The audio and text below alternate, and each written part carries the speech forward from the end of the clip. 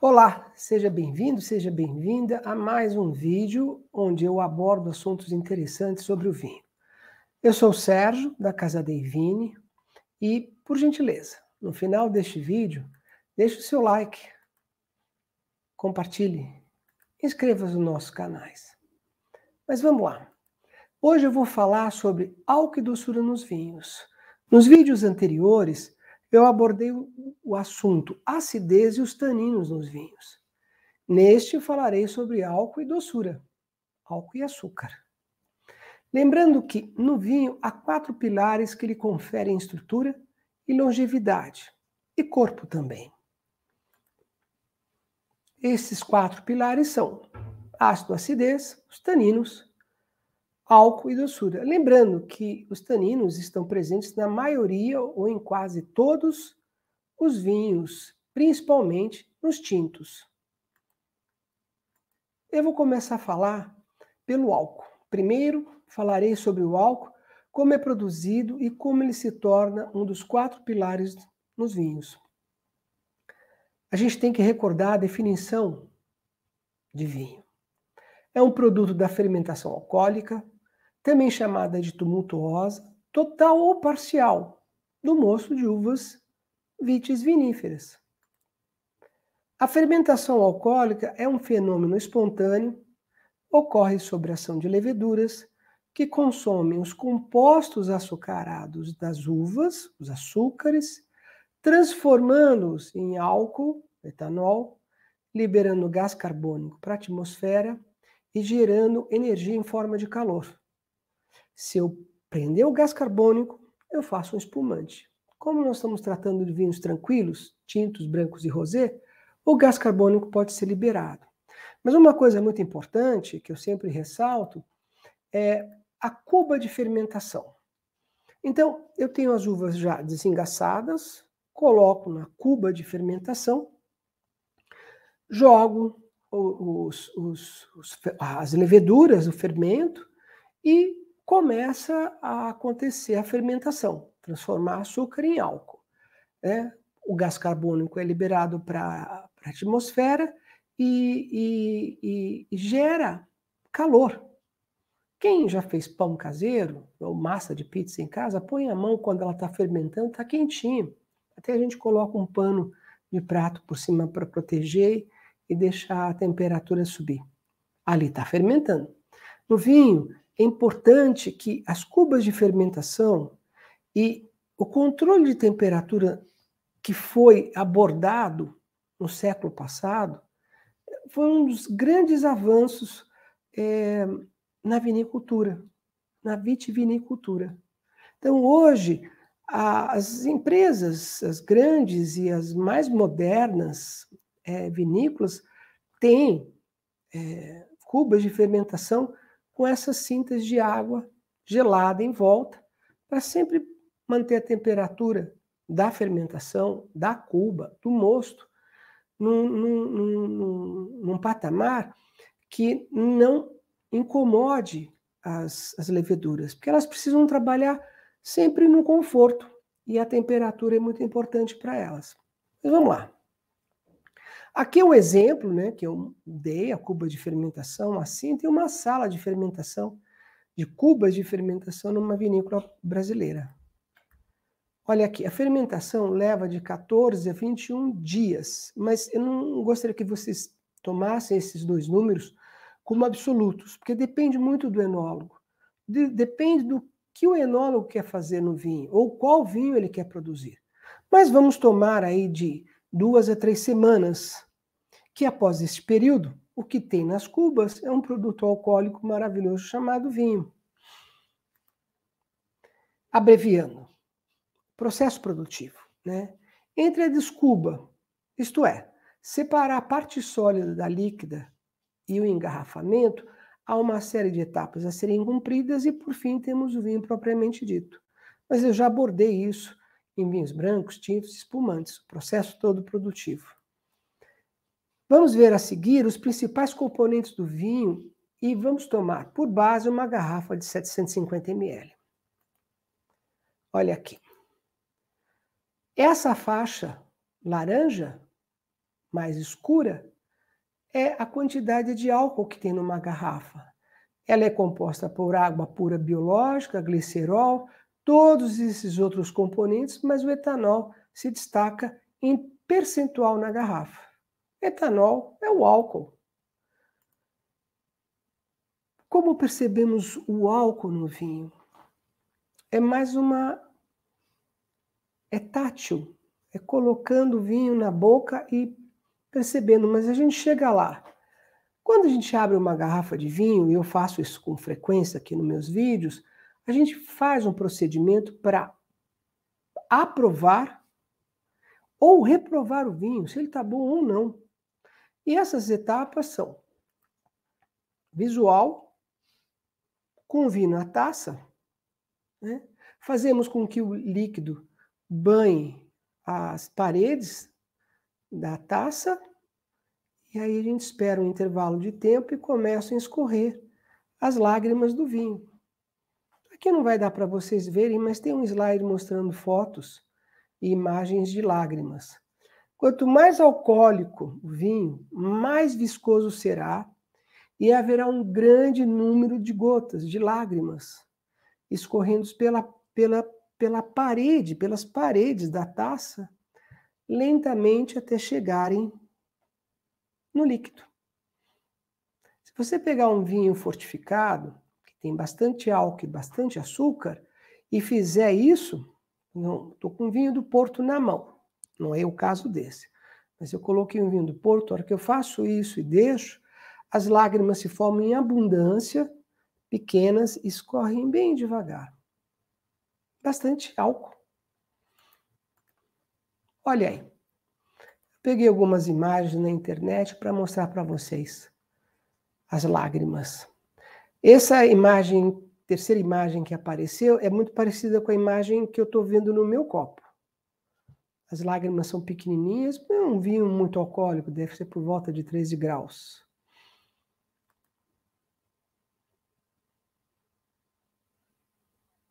Aqui, uma taça onde aparece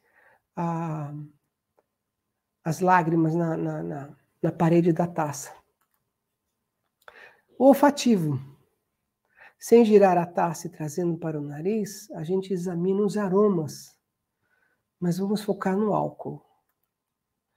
É muito importante que o vinho esteja na temperatura correta. Só assim sentiremos o álcool como um componente do vinho em equilíbrio com os demais. O que eu quero dizer? Tem uma série de aromas aqui. Mas a gente está fazendo uma avaliação para aprovar ou reprovar o vinho. Com isso, eu analiso a cor, o líquido na parede, né, como eu fiz antes, o visual. Se o vinho não estiver na temperatura certa, o álcool vai aparecer muito mais. E a gente agita também a taça, sem problema nenhum. Aqui nesse vinho eu sinto frutas vermelhas, outros aromas, e sinto um pouquinho do álcool. Mas ele tem que ser perceptível, não tanto, e nem desaparecer. E isso ocorre quando um vinho está muito frio. Um vinho tinto, ou mesmo um branco muito gelado, você não vai sentir aroma nenhum. E não vai sentir o álcool também. Então você vai falar, abri um vinho que aqui está dizendo que 14,5 de álcool, eu não estou sentindo nada. A temperatura está muito baixa, né? E o contrário também é verdadeiro. Se eu pegar um vinho leve, que não esteja numa temperatura, vinho leve assim, com um grau de álcool menor, você vai perceber que se ele estiver na temperatura acima do normal para ser servido, você vai perceber mais o álcool na taça.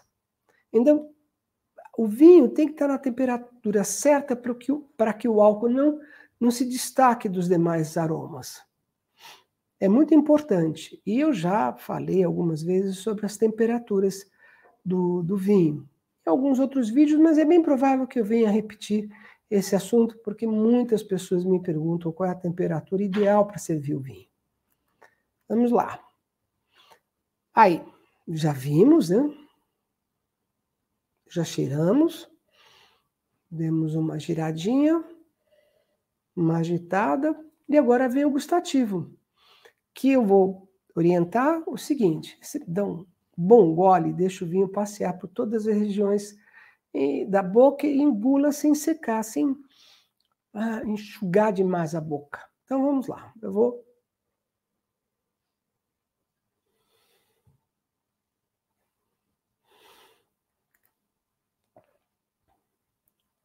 Bom, eu estou sentindo acidez nas laterais da língua, então minha boca salivou depois, os taninos nas bochechas e o álcool na boca toda, mas principalmente no centro da língua.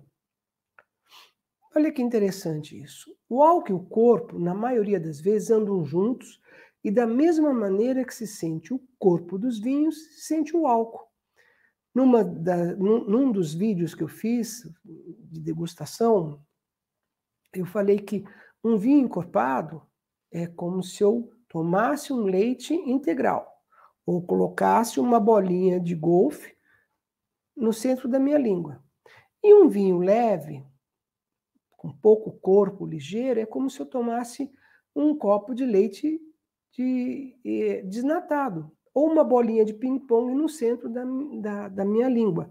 É lógico que não dá para colocar as bolinhas aqui dentro, é só para você ter ideia como a gente poderia perceber tanto o corpo como o álcool. Então, o álcool a gente percebe assim também, no centro da língua. Um vinho com baixo teor de álcool geralmente é considerado um vinho leve, é o que eu acabei de falar. E um vinho com alto teor de álcool, costumeiramente, é considerado um vinho encorpado. Um vinho leve raramente passa em barrica de carvalho. Já um vinho encorpado, mais alcoólico, geralmente passa em barrica de carvalho. Então, ele vai ser um pouco mais denso. Vai ter aquele corpo que muitas pessoas gostam de vinhos mais encorpados. Mas você pode degustar vinhos em qualquer situação. E aí você, com esses conhecimentos que você está adquirindo junto às minhas aulas, aos meus vídeos, você vai começando a acertar e vai acertando cada vez mais. E tudo vai ficar muito mais harmonioso, muito mais gostoso, muito mais prazeroso. No Brasil, um vinho fino seco, que é o caso desse aqui, só que esse aqui é português, mas no Brasil, um vinho fino seco, elaborado apenas com uvas vitis vinífera, esse aqui é Castelão e Cabernet Sauvignon, deve conter teor alcoólico entre 8,6% a 14% em volume. Então, 8,6% é um vinho leve e 14% é um vinho encorpado. Mas vamos ver. Eu até criei uma tabela para vocês perceberem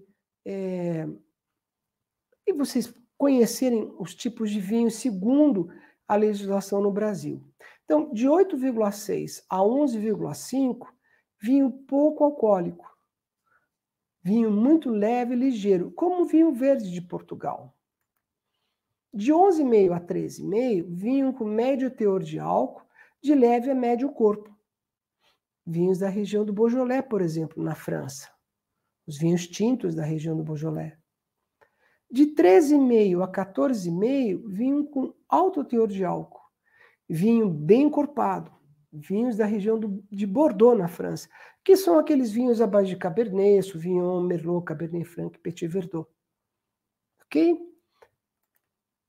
E acima de 14,5 de volume de álcool, o vinho com muito teor alcoólico, um vinho muito encorpado. Os Amarone della Valpolicella, na Itália. Esses vinhos têm uma quantidade grande de açúcar nas uvas e passam por um processo de fazer com que as uvas fiquem mais doces ainda.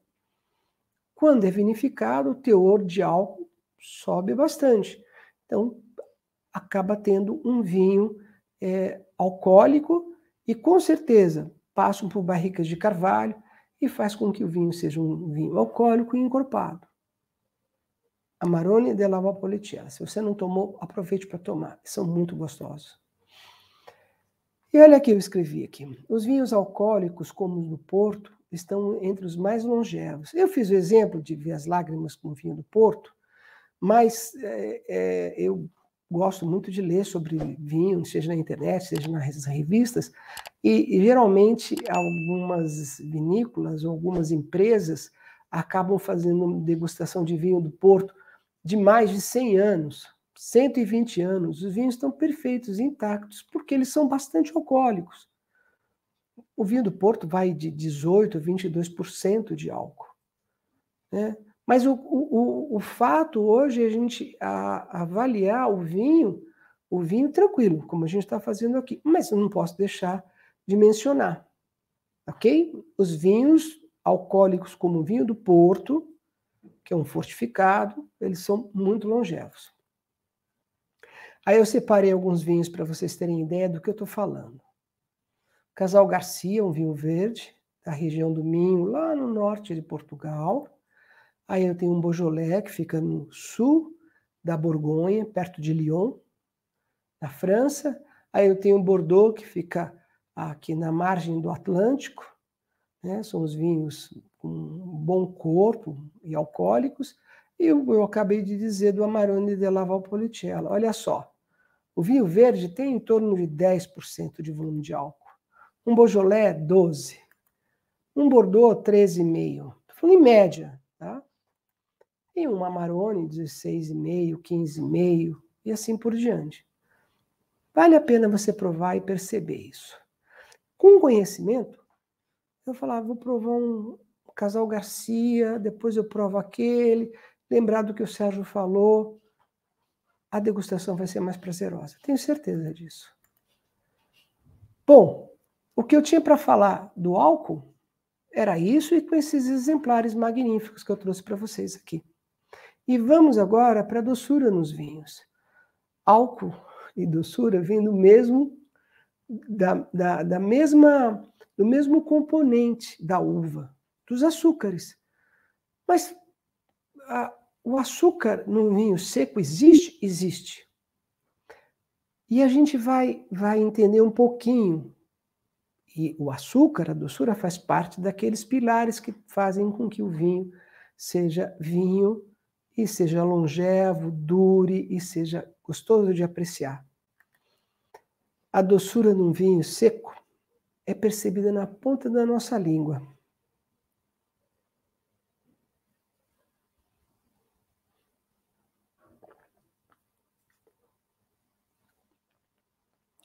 Esse é seco, mas dá para sentir um pouquinho da doçura do vinho. Esse deve ter 2,2 gramas de açúcar por litro nesse vinho. Mas vamos lá. A doçura do vinho está associada à concentração de açúcar da própria uva presente na bebida. Então, a doçura desse vinho é a quantidade em gramas por litro de açúcar que ainda tem aqui. Mas, Sérgio, você não falou que a fermentação alcoólica consome todos os compostos açucarados da uva, transformando em álcool? Sim, mas é impossível você extrair todo o álcool, ou melhor, consumir todo o açúcar da uva, transformando em álcool. Então, os vinhos mais secos têm 1 grama, 1,2 gramas de açúcar. E esse açúcar não é o açúcar que foi colocado, é o açúcar da própria uva, a frutose. Os vinhos tranquilos, eu sempre falo deles, né? Os tintos, os brancos, os rosés, elaborado com uvas vitis viníferas, Cabernet Sauvignon, Merlot, Castelão, Tinta Roriz, Aragonês, Tempranillo. Opa, tem uma pegadinha aí no que eu estou falando, mas não se importe. Merlot, Carmenère, Pinot Noir, Chardonnay, Sauvignon Blanc, são as uvas vitis viníferas que fazem os vinhos secos aqui no Brasil e no mundo todo. A doçura do vinho tranquilo é proveniente da glicose, do açúcar da uva. Durante a fermentação, como eu já falei, as leveduras transformam o açúcar da uva, a glicose, em álcool, restando de 1,2 a 4 gramas de açúcar por litro. Bom, já estou adiantando, esse é um vinho seco. Em alguns casos, o enólogo interrompe a fermentação propositadamente. E com isso, a glicose não é totalmente consumida, o açúcar não é totalmente consumido pelas leveduras, que passa a ser percebido como um vinho mais doce, mais adocicado. Não é o caso a gente falar sobre esse tipo de vinho agora. Nós vamos falando dos vinhos tranquilos, a princípio secos. Mas qual é a graduação de açúcar nos vinhos que a gente tem disponíveis aqui no Brasil? Em alguns doces, há acréscimo de açúcar no vinho. Então, propositadamente, o enólogo interrompe a fermentação de alguma maneira e ainda adiciona açúcar de cana, para fazer com que o vinho, que já é doce, fique suave. O que está acontecendo? Ele está transformando um vinho que poderia ser seco, mas ele deixou um residual maior de açúcar e ainda coloca açúcar de cana em garrafa. Por quê? Porque o paladar do brasileiro ainda está voltado para os vinhos suaves, com os vinhos que têm bastante açúcar. E a gente está migrando dos vinhos suaves para os vinhos meio seco, como a gente vai ver daqui para frente, ou logo mais. Da mesma maneira que eu escrevi que os vinhos mais alcoólicos são longevos, os vinhos doces, como o Sauternes, que é um vinho de colheita tardia, da região da França, e normalmente não é um vinho branco, eles estão entre os mais longevos também. E esses vinhos brancos começam com uma cor palha para chegar a um âmbar dourado, se eles envelhecerem bem nas garrafas. Então, o açúcar também faz com que o vinho tenha uma longevidade maior. Diferente do álcool, é só um pouquinho de açúcar que tem. Então, em gramas por litro, só. Na garrafa, os componentes estão ali, o açúcar parece uma fininha faixa de açúcar. Olha só, existe uma lei que regulamenta os vinhos no Brasil. Né? Ela é de 8 de novembro de 1988, que dispõe sobre a produção, circulação e comercialização do vinho e derivados da uva e do vinho. Que podem ser outras bebidas, mas o nosso foco é o vinho. Então, no artigo 33, quanto ao teor de açúcares totais, expressos em gramas de glicose por litro, o vinho fino será classificado em... Então, numa garrafa de vinho, se a gente tivesse uma garrafa de 1 litro, seriam gramas de açúcar por litro. Como a gente tem uma garrafa de 750 ml, também é proporcional à quantidade de açúcar que tem lá. Então, o vinho seco é aquele que contiver até 4 gramas de glicose de açúcar por litro. O meio seco, o que contiver superior a 4,1 até 25 gramas de açúcar por litro. Esse é o paladar do brasileiro. E eu não estou falando você que gosta de vinhos mais secos, mas a maioria dos brasileiros consome vinho nessa faixa. São os meio seco e ainda existe uma legião que gosta muito de vinho suave. Suave ou doce. O que contiver superior a 25,1 até 80 gramas de glicose por litro. Então, são vinhos doces, chamados até de suaves. Aqui eu trouxe 3 exemplares de vinhos conforme a quantidade de açúcar por grama. Esses 3 aqui. Então, vamos dar nome a esses vinhos. O primeiro é um vinho feito de uvas vitis viníferas, é um vinho brasileiro, tem esse nome, Violette, ele é feito com Merlot, Cabernet Sauvignon e Alicante Bouschet. E no final, quando acaba a fermentação alcoólica, o produtor coloca açúcar no vinho, mexe, homogeneiza, engarrafa para fazer um vinho com 53 gramas de açúcar por litro. Então é considerado um vinho doce, um vinho suave. Olha aqui o meio seco. É muito conhecido esse vinho, tem em todas as prateleiras de supermercado. Reservado Cabernet Sauvignon, da Conte Toro. Ele tem, em média, 20 gramas de açúcar por litro, então ele é chamado de meio seco, segundo a legislação que eu mostrei no slide anterior. E, por fim, eu peguei um vinho que é o Chateau Montelena, um Chardonnay, ele é 1,7, ele tem 1,7 gramas por litro de açúcar. Tem um vinho seco. E esse é um vinho muito famoso nos Estados Unidos. É um vinho que participou do julgamento de Paris, em 1976. O branco, o Chardonnay americano, ganhou nesse concurso. E o concurso foi realizado às cegas, né? Foi uma degustação às cegas. Esse vinho ganhou dos vinhos produzidos com a mesma uva na região da Borgonha, dos franceses. Um marco, eu já falei, eu vou voltar a falar mais adiante, ou vou produzir um vídeo um pouco mais completo sobre o julgamento de Paris. Então, lembrando, né, os pilares do vinho: acidez, tanino, álcool e açúcar. E mais todos os compostos que estão dentro do vinho, os aromas, os sabores. E o mais importante é que acidez, tanino, álcool e doçura nos vinhos que a gente toma, o que mais importa não é que tenha mais álcool, ou tenha mais doçura, ou tenha mais acidez, ou tenha menos açúcar, ou mais álcool. Não dessa maneira que eu falei, mas o que é importante no vinho é que ele traga algo chamado equilíbrio harmônico. E não só esses 4 itens, como um todo. A cor tem que estar harmônica com o tipo de uva que foi produzido, a evolução, os aromas, o álcool, o tanino, nada pode sobressair.